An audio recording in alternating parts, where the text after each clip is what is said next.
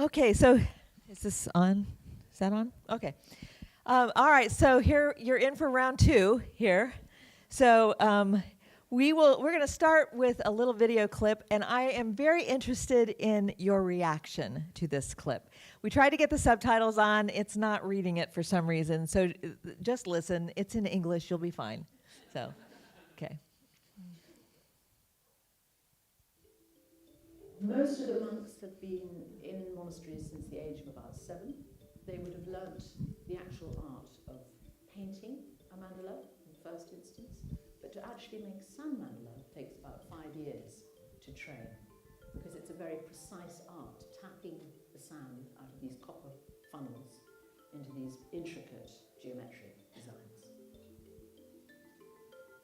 The prayers that the monks perform are to do with invoking the presence of the medicine Buddha and inviting the healing power to enter the center of the mandala.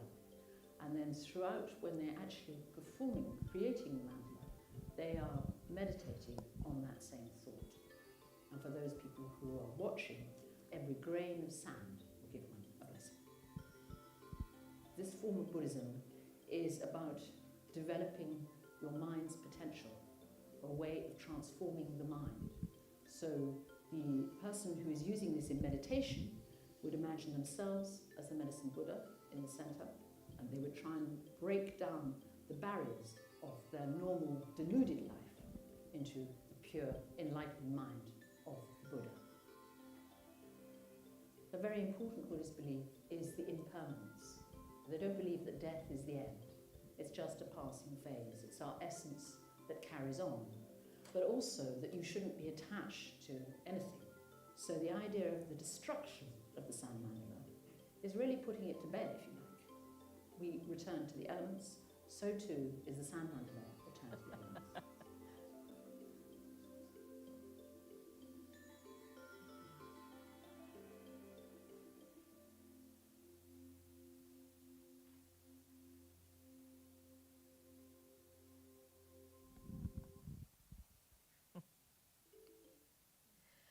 Okay, I'm just curious about what feelings are sitting in your stomach right now. So go ahead and throw out words that describe how you're feeling about this video. Go ahead. I'm nostalgic for the design. You're nostalgic. Yeah, okay, thanks. Impressed by the skill, yeah.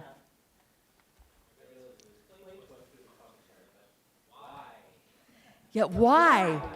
After you've gone to all that work, why? Yeah. Made you sad, I know. It hurt. Did you hear that there was like an audible gasp when they went,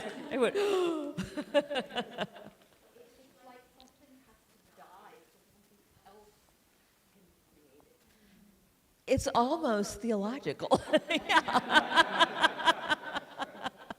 So actually, what happens with these is that they gather up all of the sand, and the tradition is that you put it into a vial and you take it to the nearest body of running water.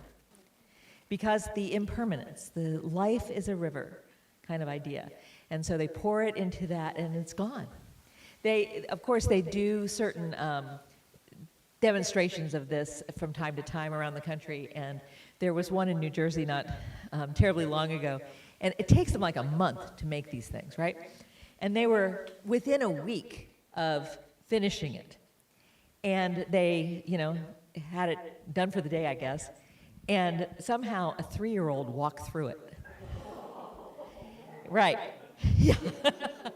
Okay, now, I don't know how you would react to that 3-year-old, but after I had put that much time into it, I'm not thinking I would be the poster child for Christian charity at that point.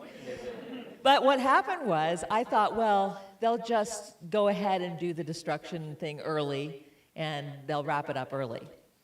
Nope. You know what they did? They started over. Yeah, they did it all over again. So what these monks are showing us is a form of a spiritual discipline called detachment. right? So Cheryl Ann's nodding, our formation person over here. We're not talking about psychological detachment, right? We're talking about the kind of detachment that's an ancient spiritual practice that just means you let go of the things that distract you from God. And that can be anything, right? It can be an attitude, it can be an actual physical thing, it can be, something that you've made or something that's precious to you. But the point is, anything that we are tempted to make into an idol or that's somehow going to be a stumbling block for us to God is something that we try to detach from. And there are all sorts of practices throughout Christian tradition that are based on that. I'm going to suggest tonight that we are pretty bad at detachment. And so we're going to play around with a few things tonight, because one of the principles that we have, if we are trying to figure out ways to think about church that go beyond our current ways of being with people, to be able to come up with alternative ways of being with people, we can't just keep adding things to what we're already doing. Somehow we're going to have to let go of a few things in order to make space to create the new thing. This is the question that I think we should spend a little time with, although I'm going to just frame tonight with this.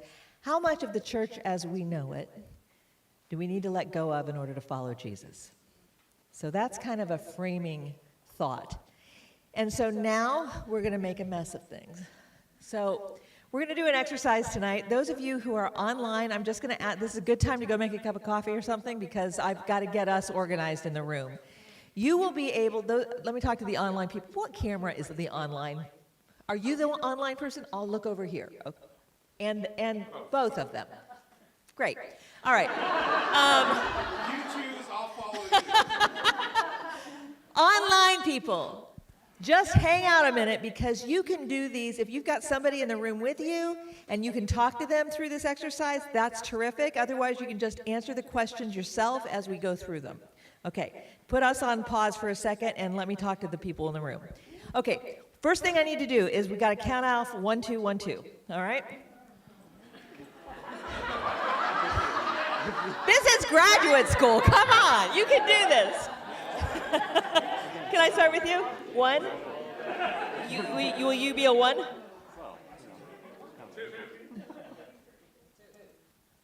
No, you're helping me with cowbell. You're 1.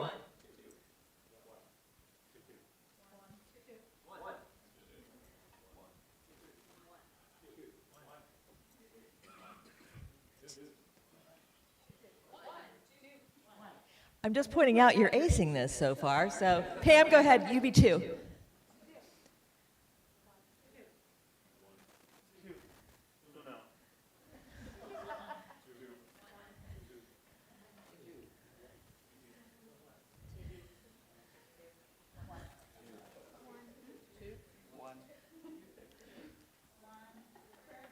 Two. Okay. Roxy, are you playing? Okay, so what number are you?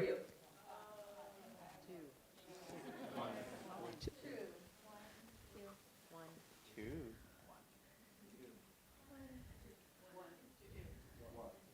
Oxy, are you playing? Okay. All right, so all of the ones, do you want to play? Or are you taking pictures? Okay. All of the ones, now this is going to get messy because we have this little thing happening in the back, and you're just going to have to step around them because we can't help them, okay?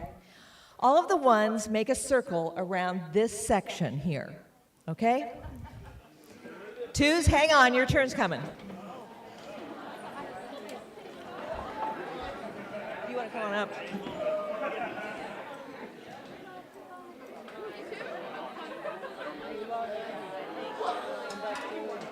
It's of a high caliber. Yeah, so you can just hang out here. That'd be great. All right, do we have something resembling a circle here? All right, everybody take a step as far back as you can. Well, not you, you guys are fine up here, but the rest of you give lots of space here between. Okay, that's great. Everybody who's a 1, go find a 2 and stand in front of them like this, like you're going to shake their hand. Okay? What? Everyone is The 2, if you're a 2, Chris, be a 2. Hang on a second. Let me demonstrate with you. You're a 2. You're a 2. Yeah. I know. Let me demonstrate. Here we have a 2, okay? Come on. As a 2, Chris is going to stand right here. No, you stay right where you are. There, you're good. And they can shake hands. There you go. Great. Perfect. Everybody else do that too.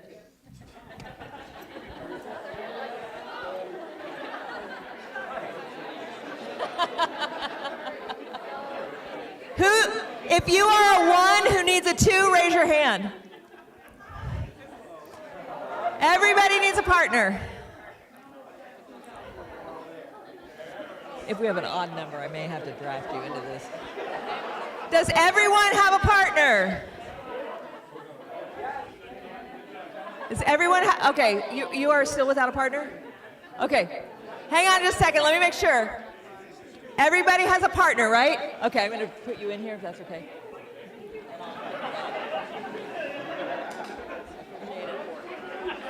All right. So, okay, well done. Okay, you're great. So here's what's going to happen. I'm going to ask you a question. You've done this exercise 4 million times with your youth, I'm sure. Okay? Your biggest challenge here is not to break a leg going up and down the stairs as we switch partners. Okay, when you hear, so every 30 seconds, you're going to switch who's talking, right? I'm going to ask you a question. Your name is? Derek. Derek is going he's on the outside. He will start. He will answer this question. In 30 seconds, he'll hear the chime. Ding! And then, oh shoot, Mike. And then Mike will answer that question. He'll have 30 seconds to answer it.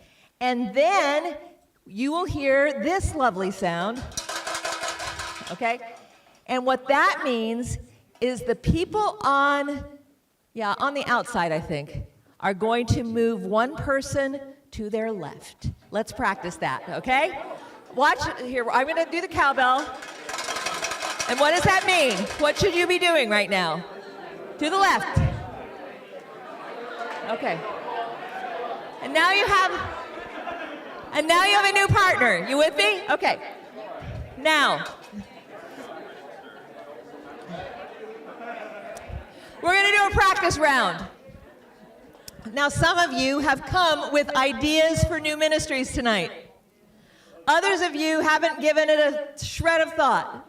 That's fine. I promise by the end of the next 15 minutes, you will have an idea for ministry. And what I'm going to do is I'm going to ask this practice question. What ministry idea have you been thinking about, and who do you hope it will bless? Okay? The outside person will start, and when you hear the chime, the inside person will answer it. Got it? Okay. Go.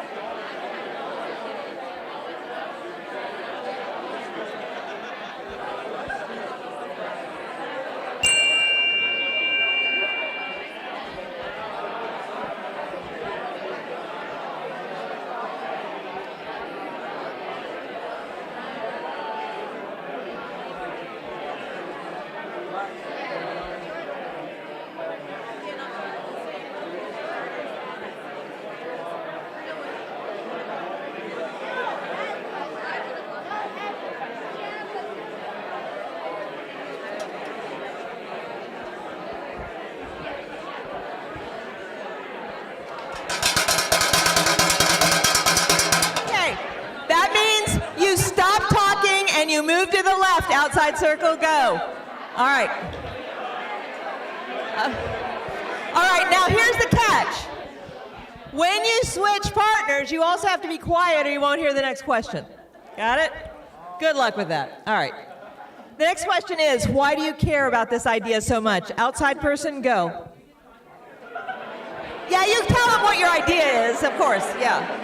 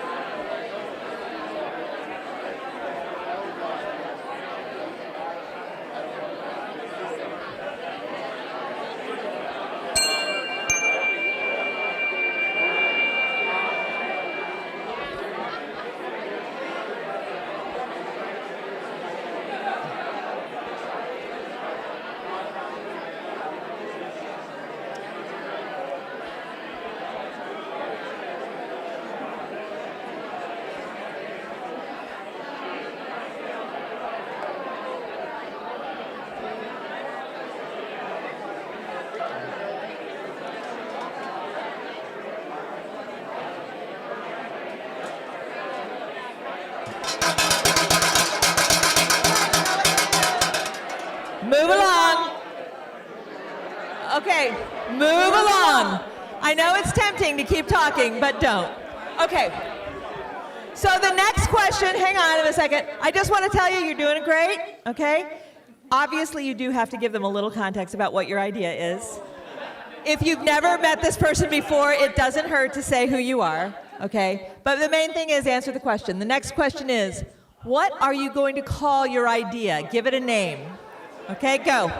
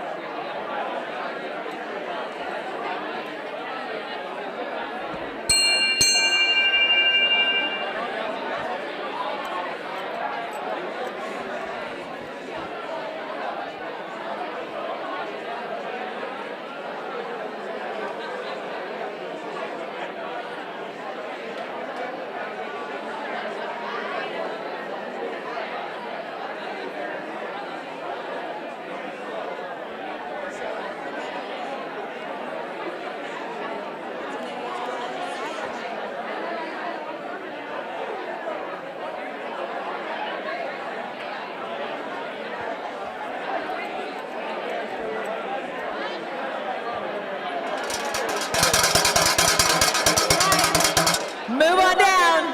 All right. The next question is, why should the church do this instead of maybe 4-H or the municipal council? Why should the church do this? Go.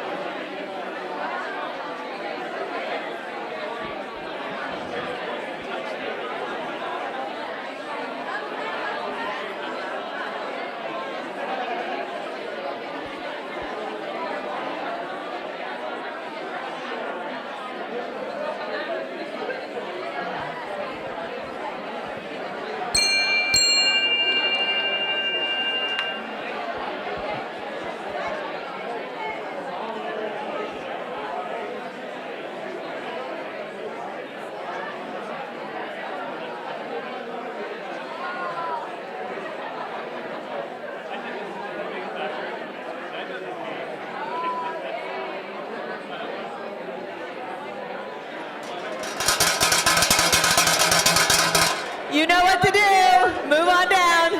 Move on down. The next question is, whoa, our first casualty, yep. The next question is, what scripture passage do you want this idea to embody? Okay, go.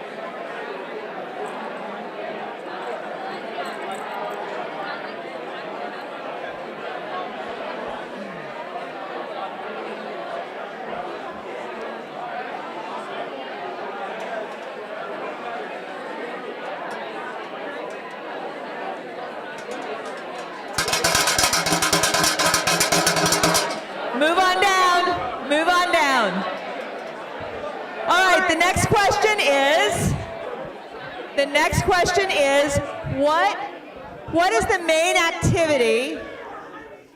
What is the main activity or the main program or offering that you're going to offer? Okay, go.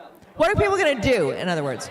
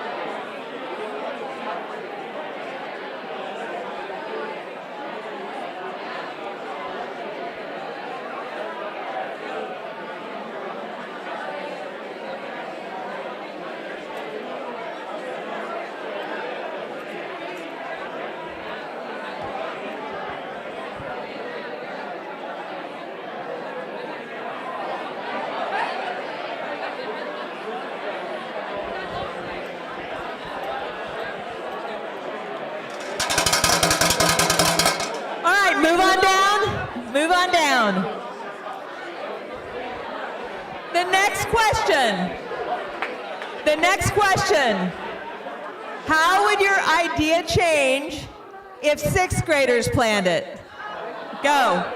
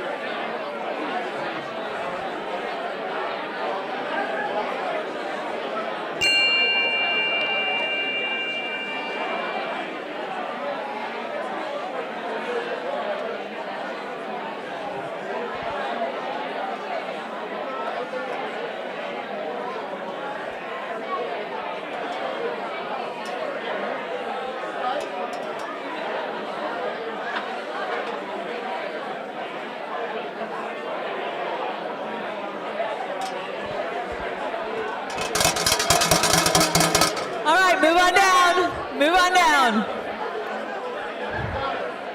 All right, so the next question, before I get to the next question, you are a little more than halfway through, so from here on out, the inside person will go first, okay? I know. All right, so this is everyone's favorite question. How will you generate revenue? And here's the catch, there's a catch. You can't say, it'll be in the church budget. And you can't say, I'm gonna get a grant, okay? Figure out something else. Go.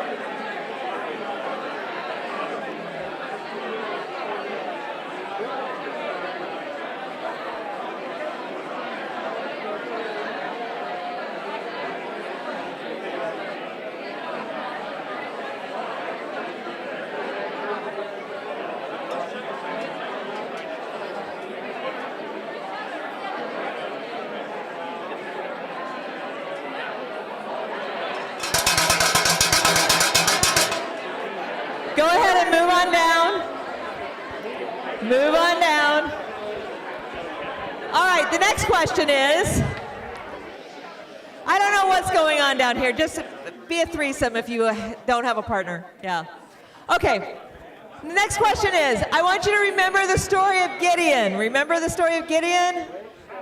You know, should I really fight this battle? I don't know. I'm going to lay out a fleece. If it gets wet, if it gets dry, we'll see. Anyway, what's your fleece?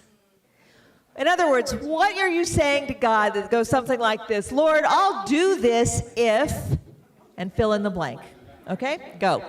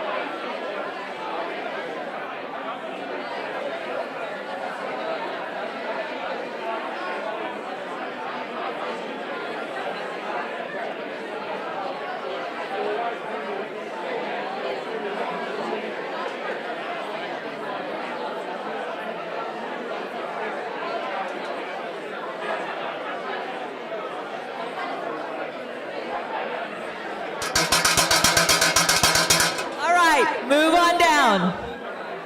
Move on down. So you're almost done. You got 2 more of these. All right.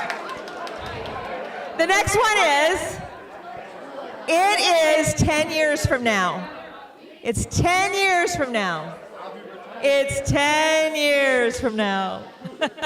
And your idea has succeeded beyond your wildest imagination. So tell us what it looks like. Go.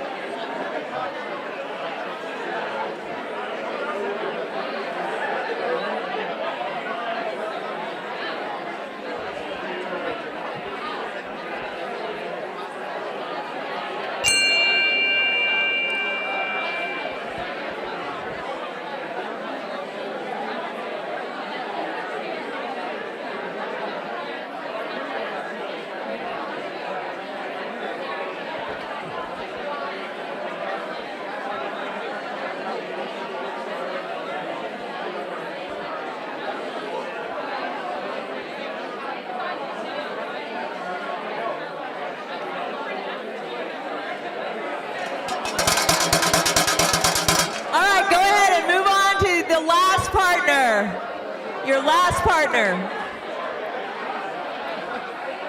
All right.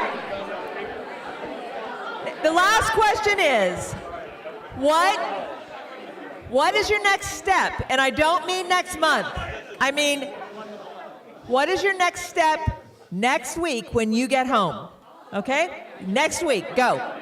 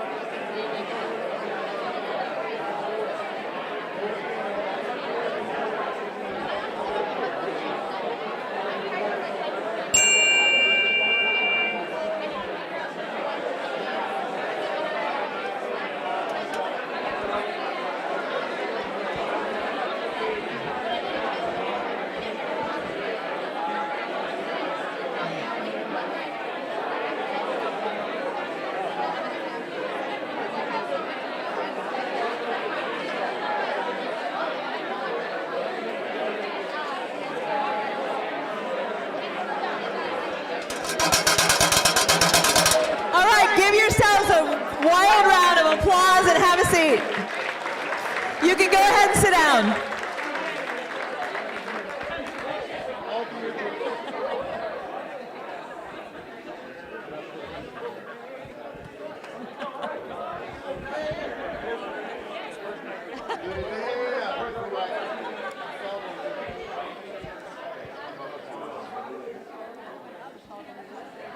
All right, you definitely get the award for good sports, for sure.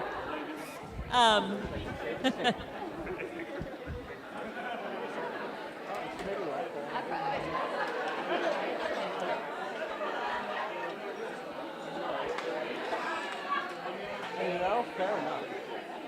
All right, you can take a deep breath. This is the hardest you're going to have to work all week, for sure. Woo! All right.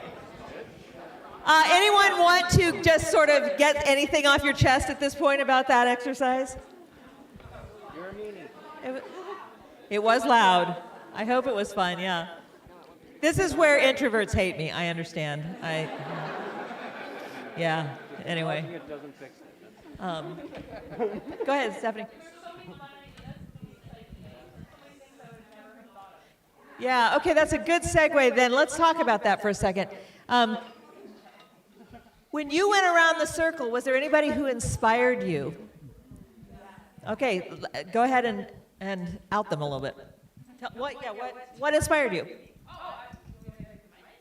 I think we have to do that.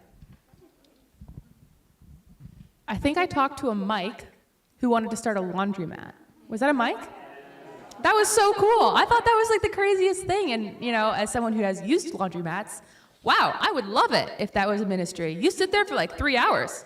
I think that's amazing. That's so cool. I never heard about that before. Okay. Who else had somebody that inspired them? I would love to hear Anna tell everyone about her idea. Can you summarize it?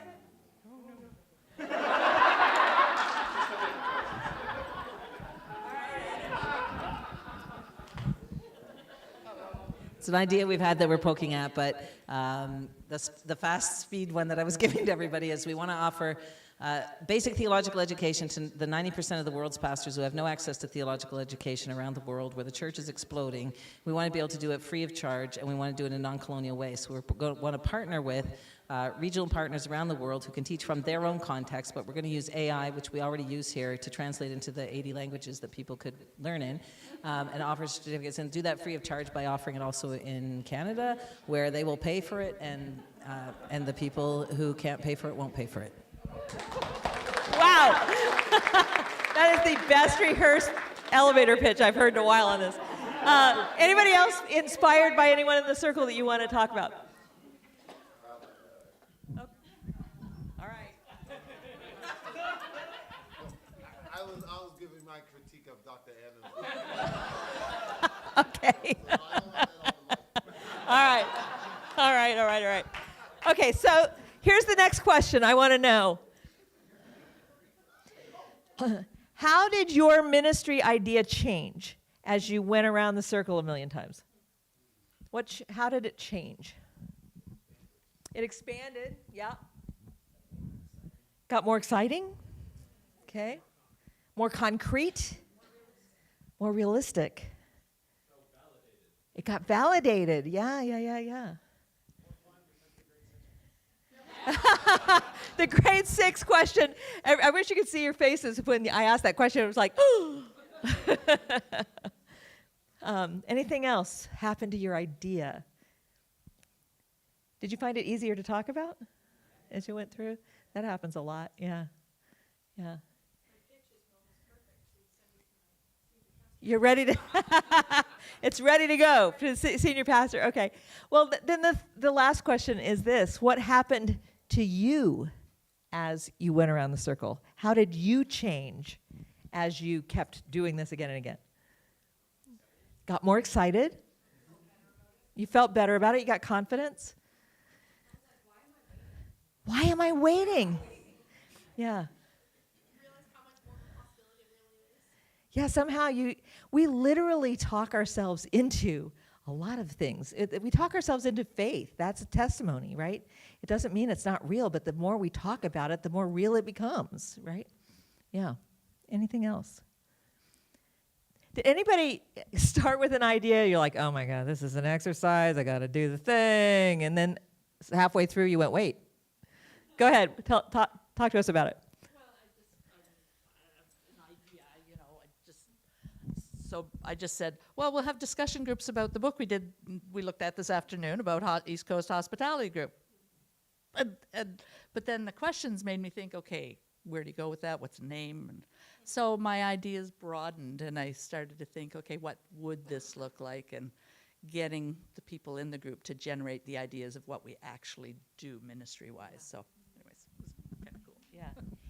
It's weird because I don't know about you. When I've got an idea that's kind of half-baked, I kind of keep it to myself, you know? I feel like it's not really figured out yet. But in fact, the fertilizer it needs is the conversation. Yeah. Were you going to add something? Apparently not. Okay. So anything else happen to you as you were going around the circle? I got a horse. You got a horse? Yeah, okay, thank you. Helpful, for sure. Yeah.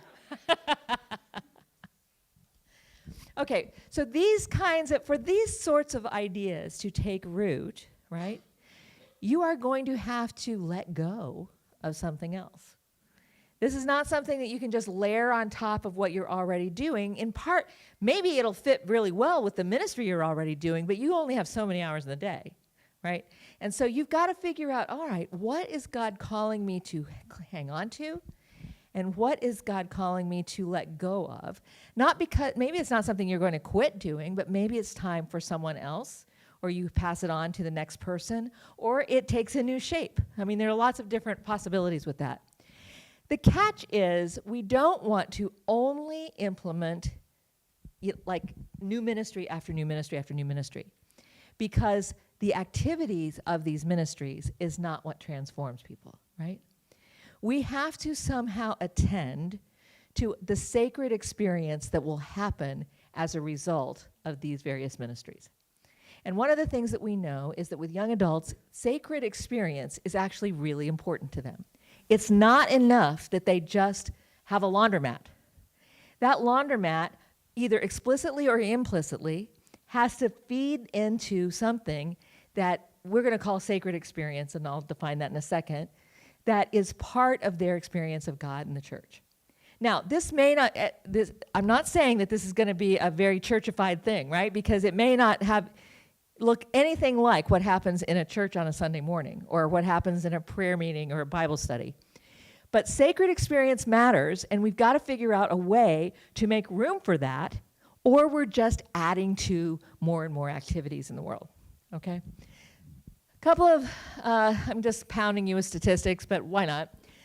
We know that if we ask young adults what's happened to their faith since COVID, not quite half of them look around the world and they say, well, things are falling apart.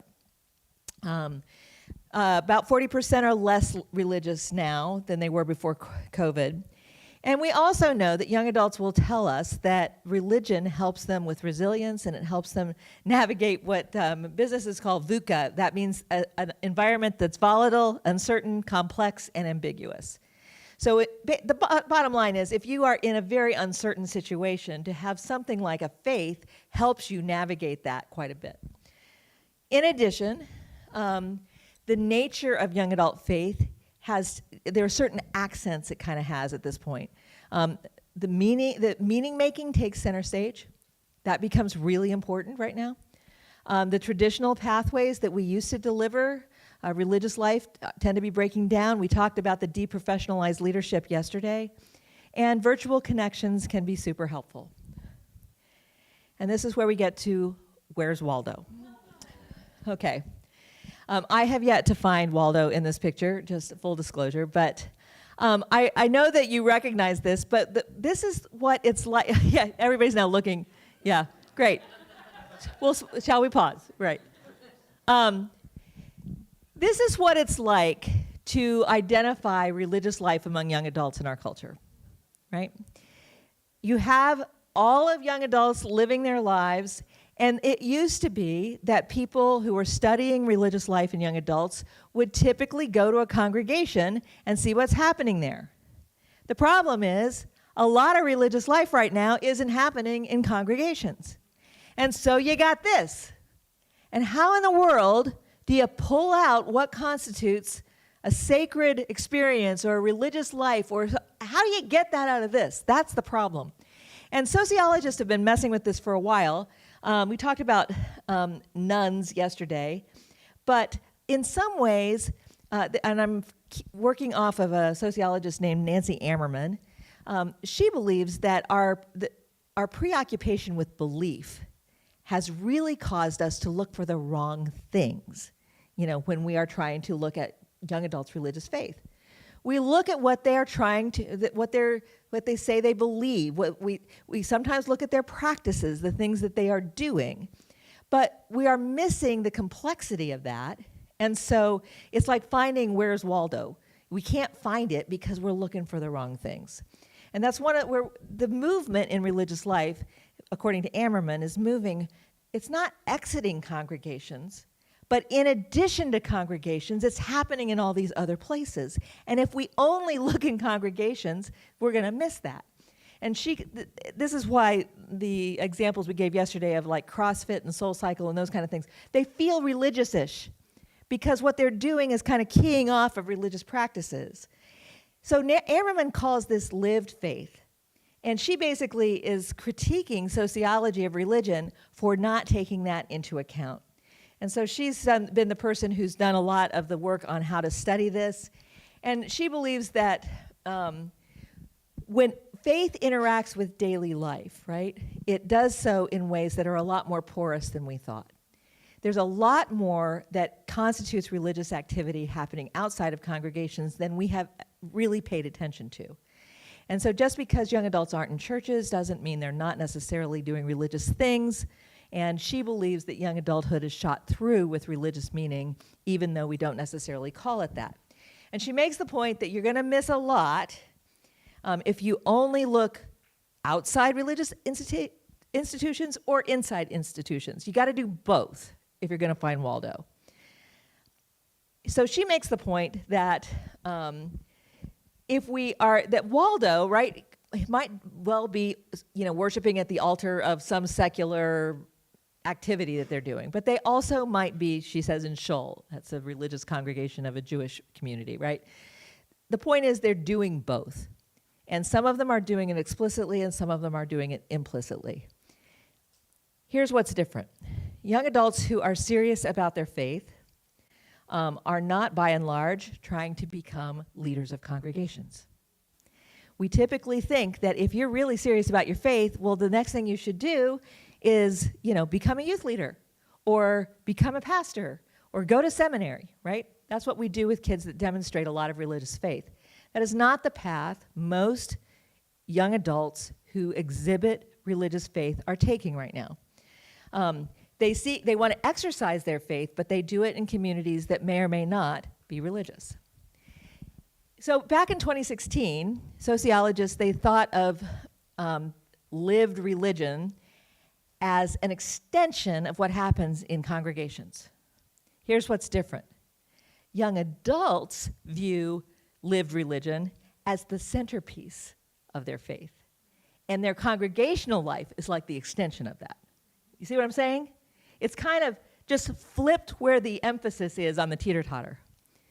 And so what we're looking at now is that the changing of that traditional relationship we talked about yesterday of belief, behave, and belonging.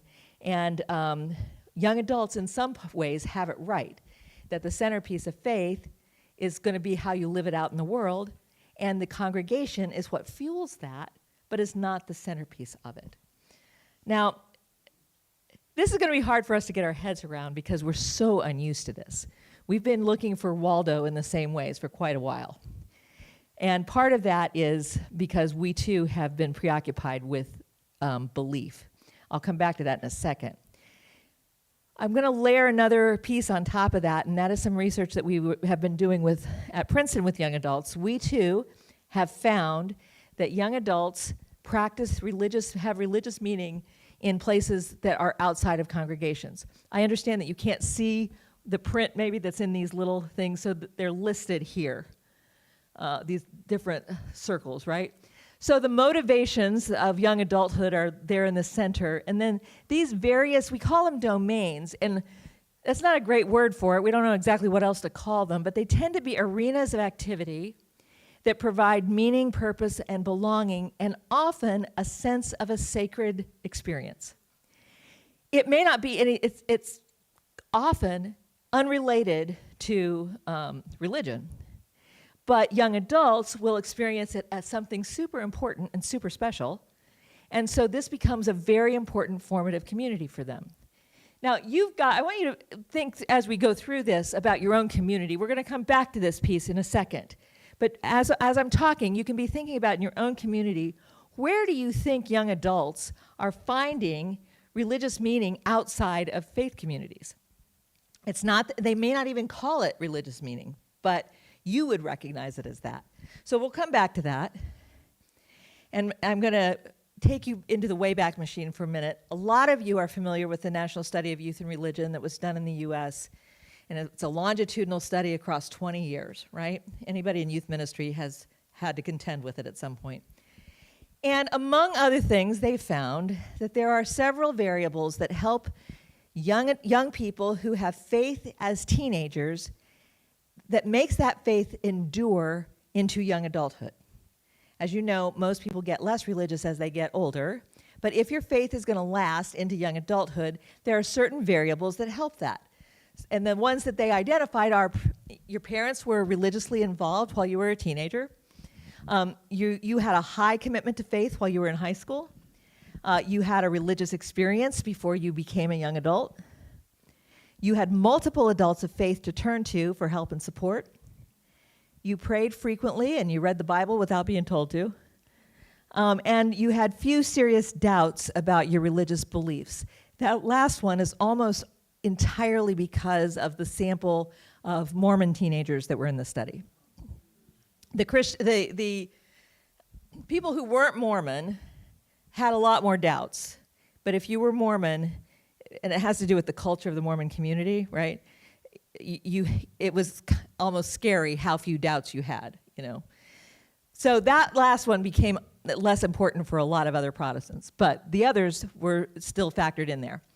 Okay.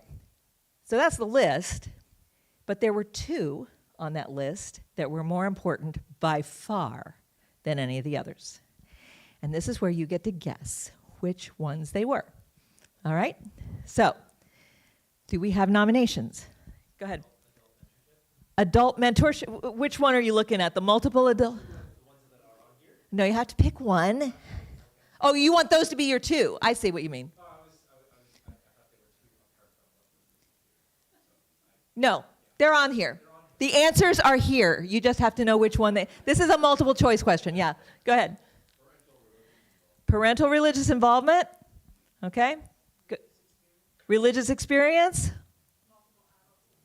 Multiple adults of faith. Any others? Parental religious involvement. Yep, that gets a lot of it. Okay. Those of you who said parental religious involvement, whoop, ding, ding, ding, you are correct. That is one of them, okay? And the sociologists, if you know anything about the trajectory of the National Study of Youth and Religion, they went to town on this one. You know, parental parents and the influence they have on the faith of their children is indisputable. Okay, what's the other one? Ready? Religious experience. Okay, this one, remember who did the study? A bunch of sociologists. Guess what sociologists don't do? They don't measure religious experience. In fact, they had no earthly idea what to do with this finding. And so, if you've read the books that Chris Smith put out, you may remember that they never talk about this. They mention it because it's in the data.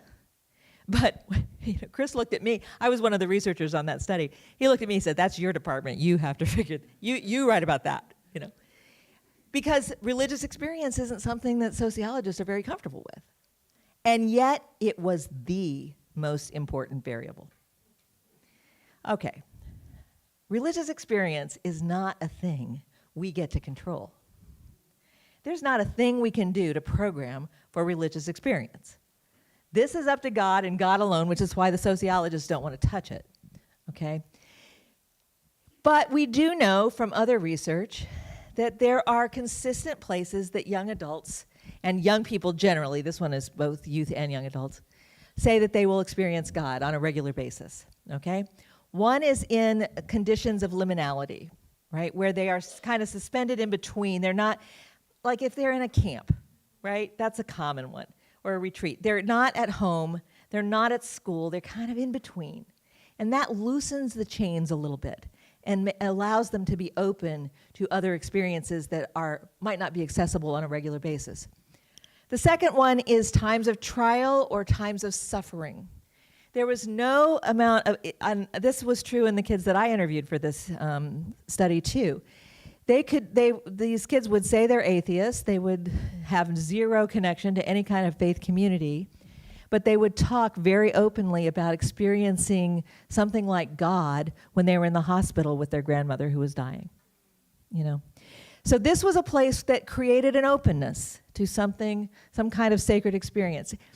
Experiences of intense belonging and community. We've talked a lot about belonging here. Those are contexts where young people will say they experience God. And you know this because you've taken kids on retreats and you've been part of really close-knit groups of young people who believe that the presence of God, in fact, John was talking about this, or somebody was talking about this earlier today. So the idea that God is present in the midst of our communities. And finally, this one is not in Steve and Katie's research. It comes out of the Lilly Endowment's research on young people. Experiences of giftedness is often a place where people particularly experience a sense of vocation. You know, God has given you certain gifts, and if the church is a place that you get to exercise those gifts, then it becomes a place that you understand yourself to have some connection to God. Okay, so now we get to what sacred experience is. You might have had to read William James at some point. This is 120 some years old. It's still the standard in terms of what concept. Don't take a picture of this. I'm going to say it's wrong in a second. No, it's not wrong. It's just not accurate in terms of what young adults will describe as religious experience. So, yeah. But there are a few places that it overlaps. James describes a religious experience as a profound moment that transcends ordinary reality, often leading to significant personal transformation and deeper connection to the divine or to the universe. Okay, that's not completely irrelevant here, but I want you to look at how young adults say an experience is sacred, okay? An experience is sacred if it feels special, if it doesn't happen all the time. It's kind of an unusual thing. It gives you a deep sense of connection. It gives you a sense of well-being, right? It gives you a sense of peace. And it gives you a sense of direction and purpose. Now, one of those things or all of those things may be present. But these are the words the young people in the Springtide research used consistently to describe sacred experience.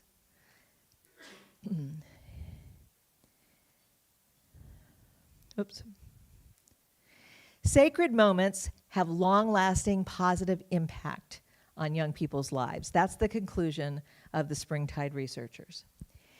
Youth with sacred experiences in their bag of tricks report higher rates of belonging, higher rates of flourishing, higher rates of life satisfaction. So what that means is if we are really paying attention to young people's lifelong well-being, right? If we want them to have satisfaction in their lives, that kind of stuff, to be able to attend to sacred experience is not a bad thing. Here's some of the details on that. About a little more than half of 13 to 25-year-olds say that they have had sacred experiences. And they are experiences that evoke a sense of wonder, awe, gratitude, deep truth, or interconnectedness, as you've heard. But notice, a third of them have never been in a church. And most of them say they don't trust institutional religion or they only trust it somewhat. okay? So the relationship between institutional religion and sacred experience is pretty wobbly, all right? In fact, this is a study that was done in the UK. No, it wasn't. This is from Springtide. I lied. 87, this is a different study. 87% of young people say religious engagement does not connect them to a sense of purpose. Most are not engaged in religious communities, and they do say they find they do find a sense of purpose in other domains, right? Those domains that we looked at. We're going to come back to those. Sacred experience is most frequently experienced in my family, in nature, or in worship. And the things that you do when you experience something sacred, most of them are, I thought this was interesting. They're doing some kind of artistic thing. They're being in nature. They're reading. They're praying. I wasn't sure what to do with that, given the deep sense of belonging and connectedness that's part of that. These tend to be pretty individual. So that doesn't quite add up for me, but that's what the data says. All right, so now we're back to these domains. And what I want you to do is I want you to think about the young adults that you know, and I'm going to put some questions up here on the screen. Then I'll come back to this slide, or you can take a picture and you can look at it on your phone. Okay? Here are the questions that you're going to talk about for a minute. What domains seem to evoke sacred experience for young people that you know? Okay? What is the story of salvation this domain tells? Each domain has a different story of salvation, right? Sometimes people go, well, why isn't spirituality one of the domains? And the reason for that is spirituality is a lens through which you see all of reality. It's not just one segment of your experience, right? So it's more of a way of seeing these things. But if you are going to look at what constitutes a salvation story, you can look at like education and learning. You know, you will be saved if you graduate from college. You know, I'm making these simple, but right? For embodiment and fitness and sport, you will be saved if you're an excellent athlete. You know, you will be saved if you can use technology in creative ways. So there are all various ways of talking about what saves you in these. The story of spirituality salvation is a bigger kind of salvation. So that's not one of these. Okay, I want you to take a second with one or two people beside you and just play around. When we're working with churches on these domains, what we do with them, and I'll tell you this because it might be an exercise you want to do in your congregation, we roll out a piece of butcher paper on a table, and we have people draw a map of their community. It's always, you know, looks like a kindergartner drew it. And then what we do is we have them map, okay, where are young adults in your community, right? And what they're doing is they're mapping these various domains, all right? We're not going to do that, but take a second and think about your community. Where are young adults finding sacred meaning in your community? What's the salvation story that they're getting there? How do they cultivate sacred sensibilities there? And here's one. How involved is your church in any of these domains? Okay, play with that. We're going to take about 10 minutes, and then we'll come up for questions. Yeah.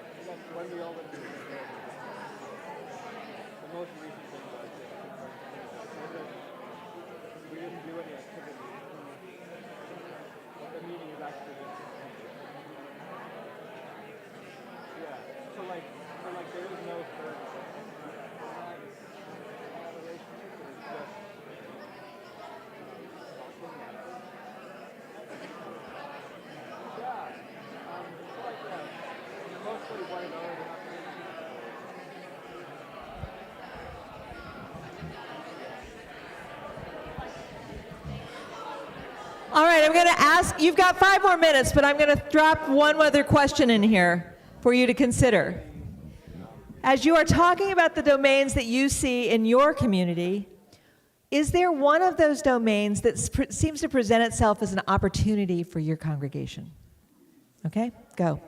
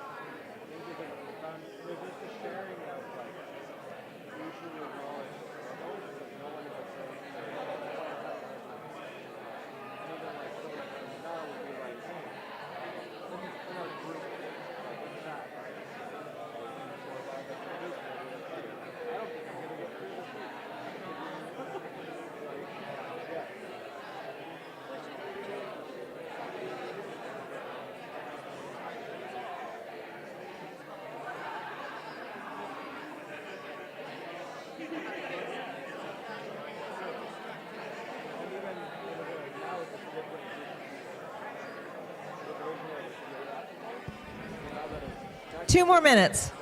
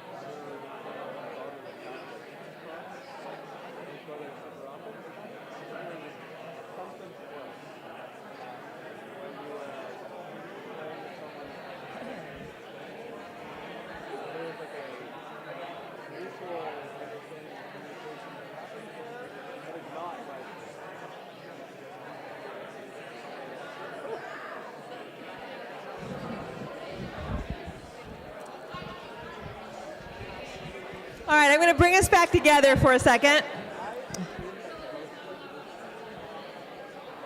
Let's come back together in one conversation. Okay, first of all, let me just ask you, is there anything going on in your small group conversation that you want to offer for the good of the cause here? Well, first of all, it could be probably. This is not an exhaustive list. I think, I'm going to guess on this one, but I think the reason it wasn't is because it tends to be so encompassing. Work can be in any of these has a work dimension to it, right? And so they were hesitant to pull out of the research stuff that looked like it was too, pan applicable. But that's probably why. Originally we didn't have education on there for the same reason. But it became so clear that particularly for young adults, education is such a vital part of their daily experience that it just didn't feel honest not to include it. Yeah, go ahead, Sherilyn.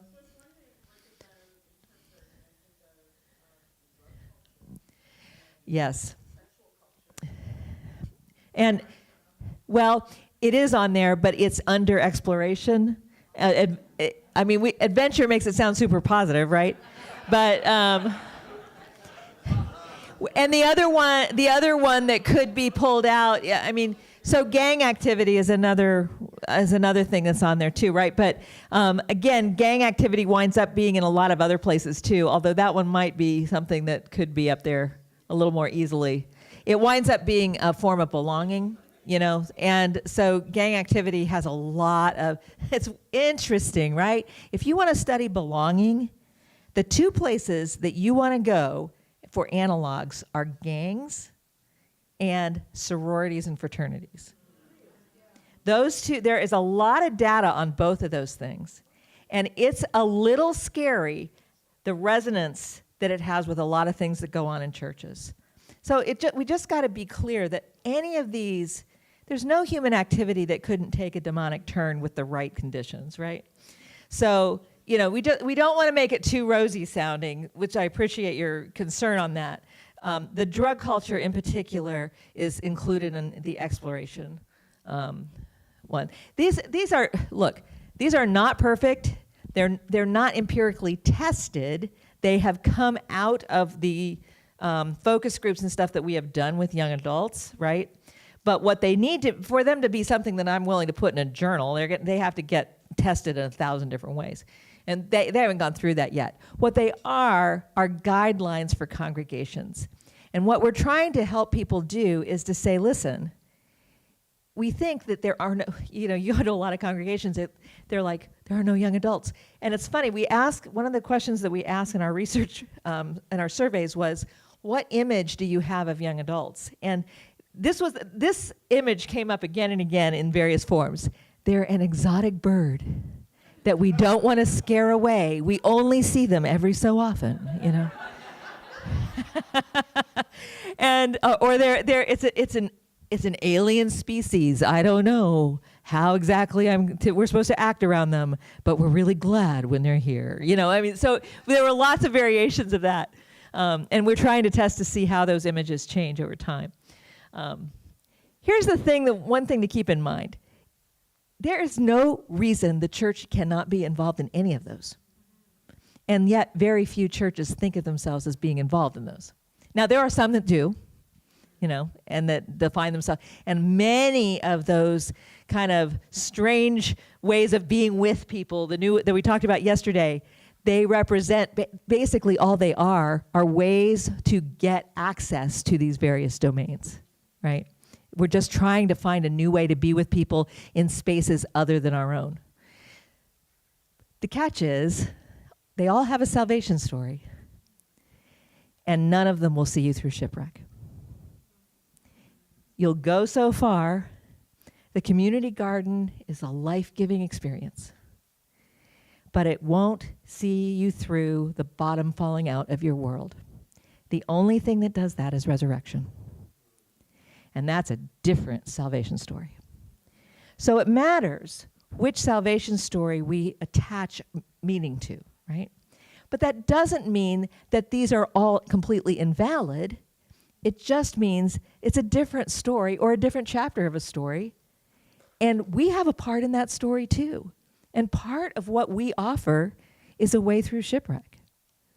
And so it matters that churches get involved in these domains.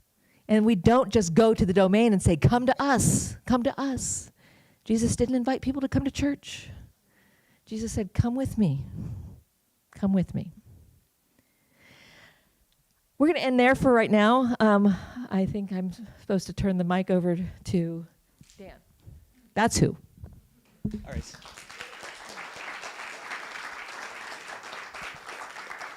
Thanks so much, Kenda. And, oh, there it is. Okay. I'm going to give you back the mic. And we'll continue to keep Kenda on the floor here. And this is time for questions. And so I'm going to be running around. If you've got questions, please raise your hand, and happy to pass you the mic. And Danny's going to be fielding them from online as well. Okay. One of the things we were talking about in our small group was about how many of these places where we find our young adults could potentially become places where we're, I don't know if I want to say planting churches, but like creating experiences. And I wonder if you have thoughts on how much that will play a part versus, okay, we have a walking group and then also you can come to church. Like those are two very different things, right? Right. And I can give you examples of churches that make every one of those domains their focal point. You know, one of the things that we get hung up on in churches is we try to be all things to all people. And one learning from some of this is that that's really impossible. You need to pick a domain or two and just roll with those and assume that the church down the street is going to have a different one. You know, so I know that I have a student actually who founded what do they call them? There's a term for these, wild churches or something like that. You know, where the church is in the outdoors and it's in they actually have a indoor space too, but I forget what they're calling it. It's brand new. But basically what they're doing is saying, look, we know there are a bunch of young, and this is what motivated it. This congregation said, we know there are a lot of young adults out there and they're super into nature. They're super into gardening. There's a community garden that's part of this. They're super into a lot of these nature/food-based things. So we're just going to land this congregation in the middle of that and see what happens. And it hasn't gotten far enough. They don't know yet whether they will succeed. They're only, I think, 6 months in. But they're intentionally focusing on that domain as a way to, because their hunch is these young adults already find some sacred meaning in this activity. What we're going to do is make the story bigger and include the story of resurrection as part of that, which, of course, in nature and growing things is an easy thing to do. Yeah, go ahead, Mike. So my youth group starts at 65, and what I'm trying to determine is how I help them graft in younger people, maybe participate in some of these domains without being bird watchers and without being awkward or getting past that awkwardness somehow. Do you have success stories or tips or tricks? I'm just going to tell you stories all night, yeah. So this is a story from my church, my little tiny weird church. The domain involved in this would be the craft and maker domain. So my church is made up of two groups of people, octogenarians, and there's only 12 total, right? So it's not a huge span here, but octogenarians and college students, seminary students. So one of the octogenarians had a wood shop in his shed, and I don't know what provoked him to do this. One Sunday, he stands up and he says, well, on Thursday night, me and my brother, we're just going to be in the wood shop. If anybody wants to come, we'll teach you how to do some woodworking. The end. Okay, so Thursday night comes around, and who shows up? All the young people show up.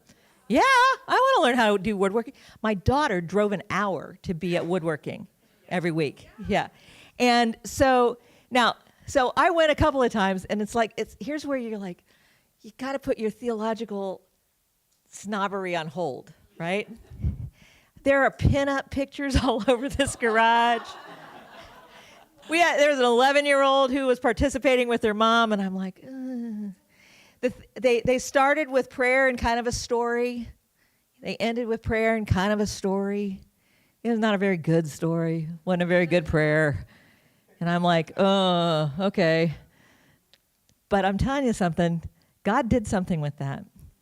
After this went on for, I don't know, 4 or 5 years, every Thursday night. And it ended when the guy who founded it wound up going in the hospital. And he became too ill to keep it up. But it was, as one young person during our Joys and Concerns just raised his hand and he said, I just want to say thanks to the woodworking group. That's my Thanksgiving for this week. It is the only church activity I haven't been embarrassed to bring my friends to. I'm thinking about that garage going, well, maybe you ought to be embarrassed about a couple of things, but, you know. Anyway, so some of them are super organic, just like that. Because the truth, we all participate in these domains. And part of it is just recognizing that's a context for ministry. And I don't know what caused this guy to do that, but that's how it started. Go ahead. There's a lot of domains here, and I can understand how a church might look at this and see, might get a little overwhelmed. But I'm wondering if any of us as church leaders would need to look at some of these and say, is there anything that we sort of need to unify in or plant ourselves in because of who we are in Jesus? So I'm taking a look at justice and activism, for example. Is there one where we as a church sort of need to sort of spearhead that might, if the next generation is looking at us and saying, like, why are you not concerned with X, Y, and Z because of what's going on in the world? Is this something that might, anyway?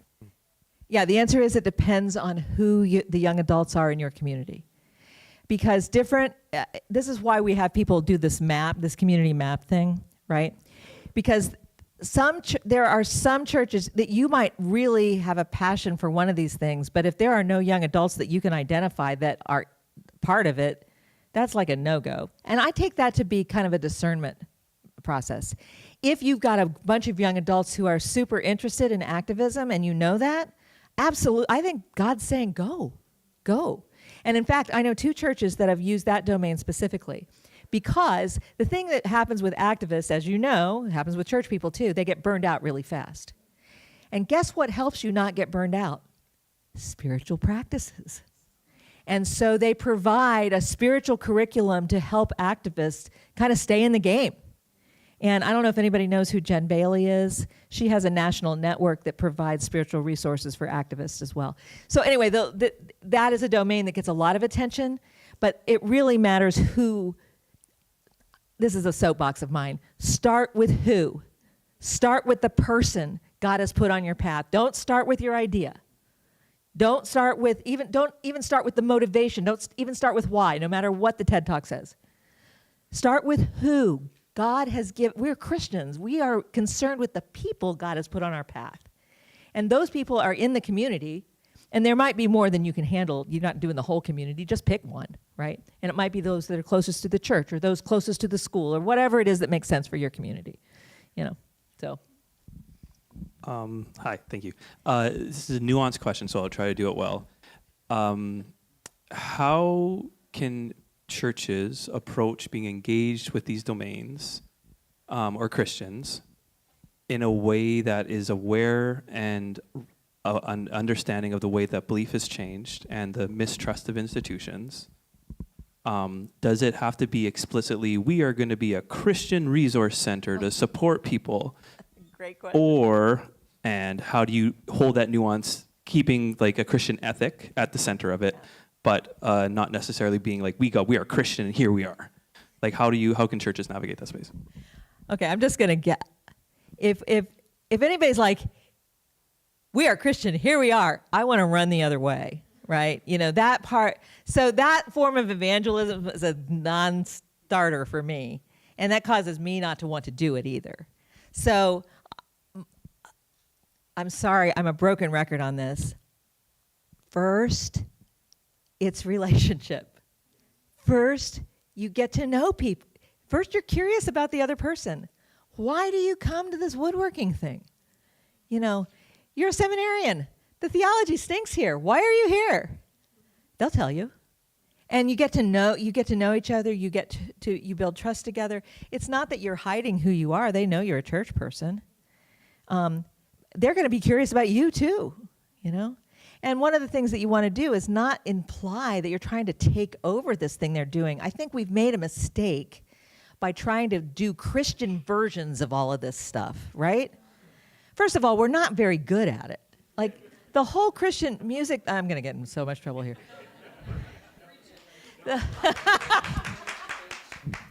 I mean, I like a lot of Christian music.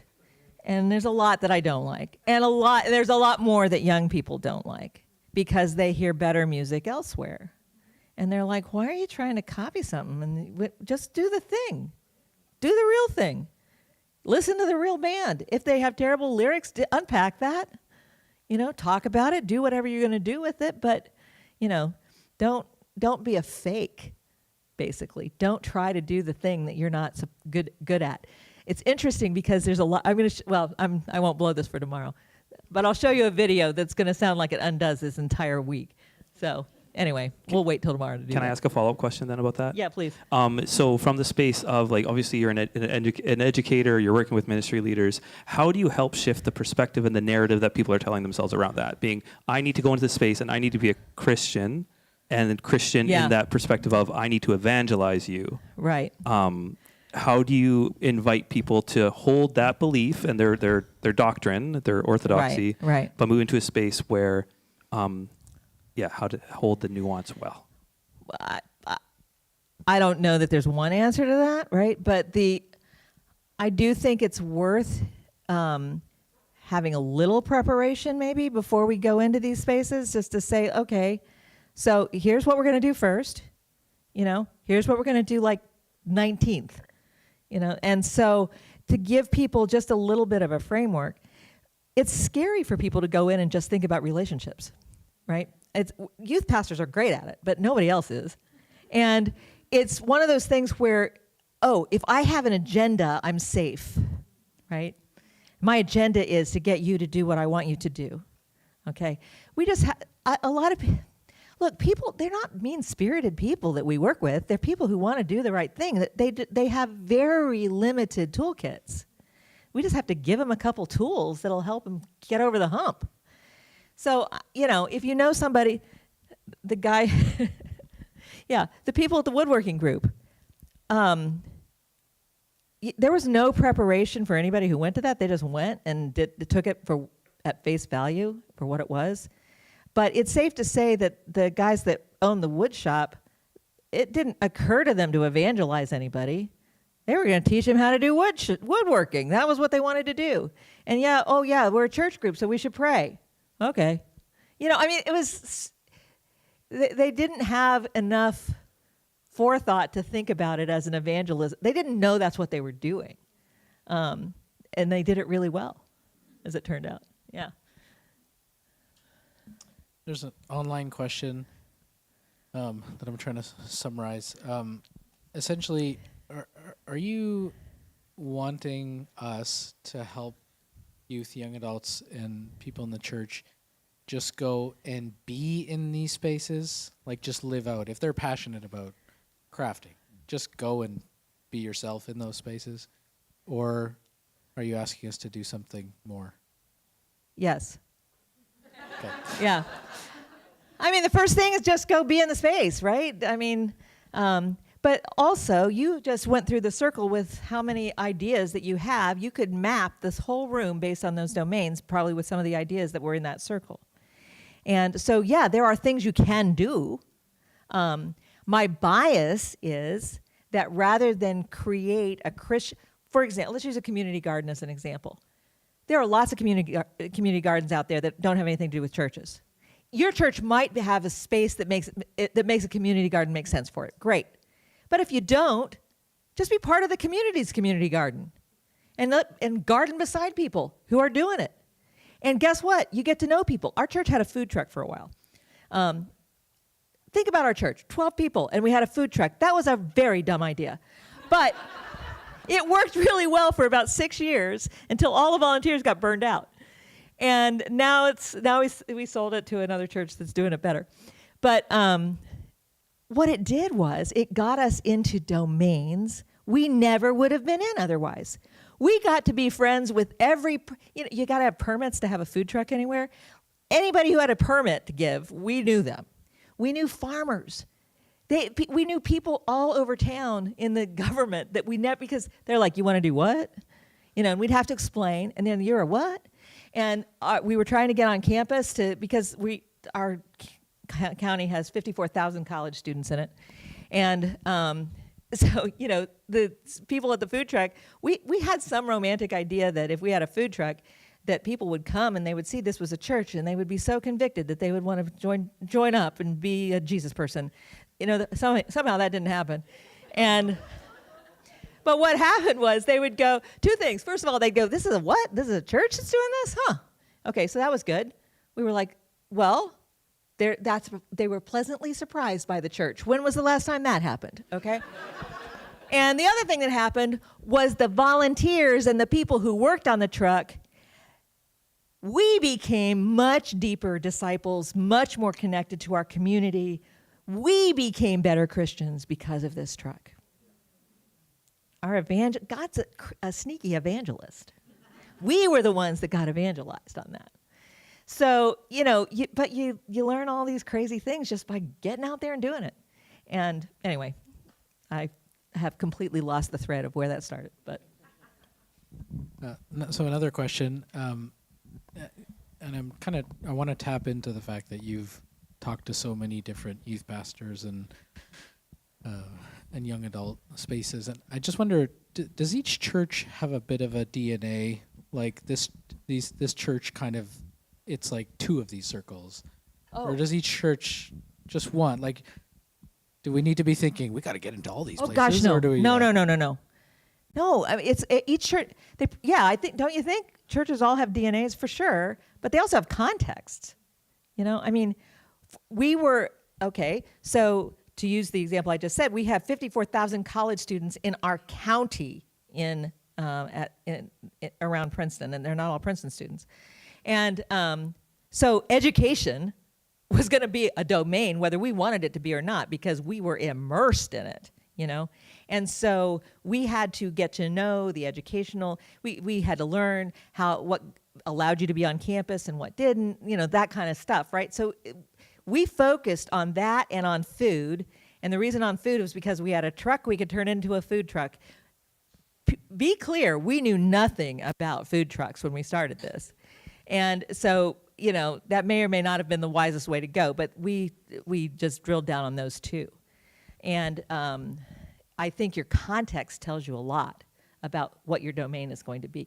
Every community has several of these going on, right, at any given time, and they probably have all of them in some ways. But we've had two groups of churches that have been to Princeton for training on this that are focusing on the gaming domain. And the idea that it allows the church to reach people who are, frankly, not being reached by very many people. And so it has been a very active space for a bunch of churches, which is kind of interesting. I didn't know that when we started this. And they could have picked a bunch of others, but because of who they wanted to reach, who they wanted to make sure they were coming alongside, they were going to be with, that's what caused them to choose that domain. We have time for one more question.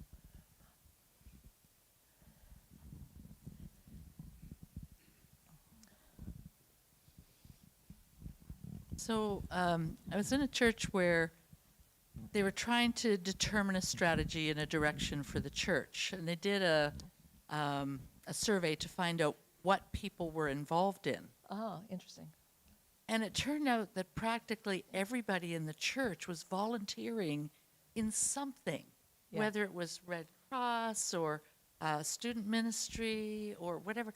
And it was like, okay, so everybody, like it's, the salt is all over the community. Uh-huh. So should we try to create a program that we as a church are doing, or should we bless these people in what they're doing and support them and encourage? And it was like it over a period of time. So I guess my question is,